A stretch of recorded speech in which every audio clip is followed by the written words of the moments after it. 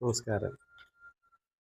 പ്രശ്നത്തിൻ്റെ അടിസ്ഥാന തത്വം എന്ന് പറയുന്നത് പ്രശ്നത്തിൽ പ്രശ്നജാതകത്തിൽ നാം ഉദ്ദേശിക്കുന്ന ഭാവത്തിന് ഭാവാധിപൻ്റെ യോഗമോ ദൃഷ്ടിയോ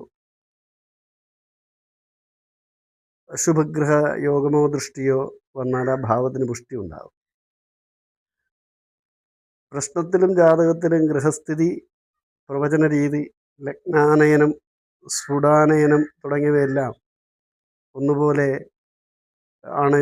എങ്കിലും പ്രശ്നത്തിന് കൂടുതൽ സ്പഷ്ടതയും കൃത്യതയും ഉണ്ട്. പ്രശ്നത്തിന് ജാതകം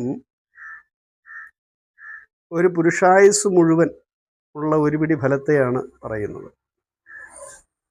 സമീപ ഭാവിയിൽ അനുഭവപ്പെടാൻ പോകുന്ന ഫലത്തെപ്പറ്റി മാത്രമാണ് പ്രശ്നം പറയുന്നത്. അപ്പോൾ ജാതകം നോക്കിയുള്ള പ്രവചനം വ്യത്യാസപ്പെടാൻ സാധ്യതയുണ്ട്. കാരണം ജാതകത്തിലെ പൂർവജന്മകൃതമായിരിക്കുന്നതായ ദോഷത്തെ ഇല്ലായ്മ ചെയ്യുവാൻ പ്രശ്നം കൊണ്ട് സാധ്യമായി തീരും. പ്രശ്നപരിഹാരങ്ങൾ ചെയ്ത് ആ ദോഷത്തെ ഇല്ലായ്മ ചെയ്യാൻ സാധ്യമായി തീരുമ്പോൾ ജാതകത്തിലെ ഫലത്തിന് വ്യത്യാസം വരും. അപ്പോൾ പ്രശ്നം എന്ന് പറയുന്നത് ജാതകം എവിടെ ചിന്തിച്ച് നിർത്തിയോ അവിടെ പ്രശ്നം തുടങ്ങുകയാണ്.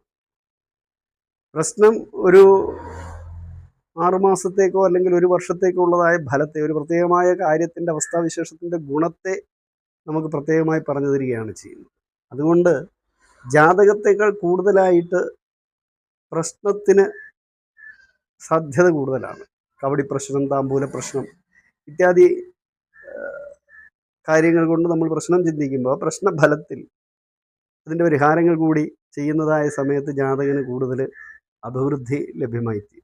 ജാതകത്തെക്കാൾ ഉപരി താൽക്കാലിക പ്രശ്നത്തിന് വളരെ പ്രസക്തിയുണ്ട് എന്ന് പറയുന്നത് അതുകൊണ്ടാണ്. നമസ്കാരം.